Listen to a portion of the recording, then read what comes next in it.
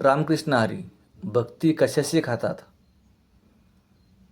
सावतामाळी हे शेती करून पोट भरणारे एक भक्त होते. त्यांचा पांडुरंगावर व पांडुरंगाचा त्यांच्यावर खूपच लोभ होता.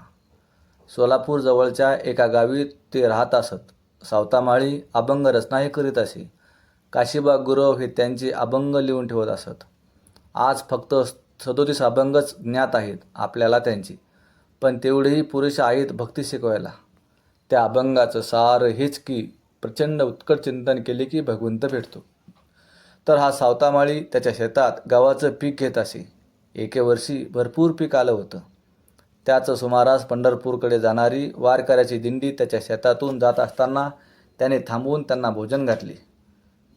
सगळे भोजनाने खुश झाले, पण मनोमन दुःखी होते, कारण त्या वारकऱ्याच्या गावी दुष्काळाने पीक नष्ट झालेली होती. तेव्हा त्यांनी सावतामाळ्याला विनंती केली की आम्हाला थोडं थोडं धान्य द्या ना घरी न्यायला. सावतामाळ्याने बायकोला विचारलं. तेव्हा बायको म्हणाली की यांना धान्य वाटून सगळं संपेल धान्य, मग आपण वर्षभर काय खायचं. तेव्हा तो म्हणाला तिला.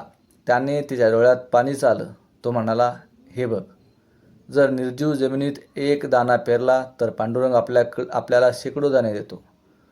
तर त्याच्या जिवंत भक्तांच्या पोटात आपण दाणे पेरले तर तो आपल्याला उपाशी ठेवेल का. सर्वांना आनंदाने धान्य वाटणाऱ्या या दाम्पत्याला हसायला सारं गाव आला होता. नको नकोय ते बोलत होते, कुटाळक्या, चेष्टा, टोमणेगिरी, पण हे शांत होते. सारं धान्य वाटून संपलं. दुसऱ्या दिवशी पुन्हा शेत नांगरायला सुरुवात केली सावत्याने, पण त्यांच्याकडे पेरणी करायलाही धान्य शिल्लक नव्हतं. गावात उसनं मागू लागला तरी कोणी दिलं नाही. एकाने मस्करीने त्याला भरपूर कडू भोपळ्याच्या बिया दिल्या पेरायला व म्हणाला की हे कडू भोपळे सकाळ संध्याकाळ भाजी बनवून वर्षभर रोज खायला तुला पुरतील. सावताने त्या बिया घेतल्या व खरोखर पेरणीला सुरुवात केली.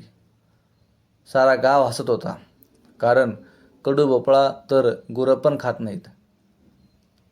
त्या वर्षी सावताच्या शेतात एक माणूस बसेल एवढे मोठे मोठे कडू भोपळे लागले वेलीला. साऱ्यांना आश्चर्य वाटले की असं कधी होतं का. मग त्यावरूनही सावताची मस्करी करीत असत रोजच. कडू भोपळ्यांची राखण करण्याची जरुरीच नव्हती, कारण कोण चोरणार ते. पण तरीही रोज सावता शेतावर जाऊन भजन करीत असे पांडुरंगाचं. थोडी कुठे मोल मजुरी करून दुसऱ्यांच्या शेतावर मग घरी येत असे. होता होता लोक विचारू लागले की तू हे भोपळे एवढे कुठे साठवणार. एके दिवशी भाजी करायला सावताने एक भोपळा घरी आणला. सावताच्या बायकोनी भोपळा चिरला आणि काय आश्चर्य, संपूर्ण भोपळा तयार गव्हाच्या टपोऱ्या दाण्याने भरलेला होता. गच्च व ते सगळे गहू सांडले सारवलेल्या जमिनीवर. सावताचे डोळे पाणावले. किती रे देवा तुला काळजी माझी. मग दुसऱ्या दिवशी पण भोपळ्यातूनच गहू निघाले. मग ही बातमी वाऱ्यासारखी पसरली. सगळेजण हा चमत्कार बघायला येऊ लागले. कोणी भोपळा चोरून नेऊन चिरला तर त्यात गहू निघत नसत. ही बातमी त्यावेळेसच्या मुसलमान राजाच्या कानावर गेली व तो स्वतः आला व सावताला भोपळा चिरून दाखवायला सांगितलं. भोपळ्यातले गहू बघून तो मुसलमान राजाही गहिवरला व नमस्कार करून म्हणाला, धन्य तुमची भक्ती. यानंतर सावता अधिकच विरक्त झाला. आपलं सर्वस्व देवाला दिलं की देवावरचं भक्तीचं कर्ज चढतं. भक्तांचा चरितार्थ चालवण्यासाठी देवांचाही देव करीतो भक्तांची चाकरी. आज आपल्या बँकेत लाखो करोडो रुपये असतात. मरेपर्यंत आपण मस्त सुखवस्तू आयुष्य ऐश आरामात जगणार असतो. पुष्कळ वाचून जरी आपण शहाणे झालो असलो व आपल्याला पृथ्वीवरचं सर्व ज्ञान असलं तरी ते आपण मेल्यावर काहीच उपयोगाचं नसतं.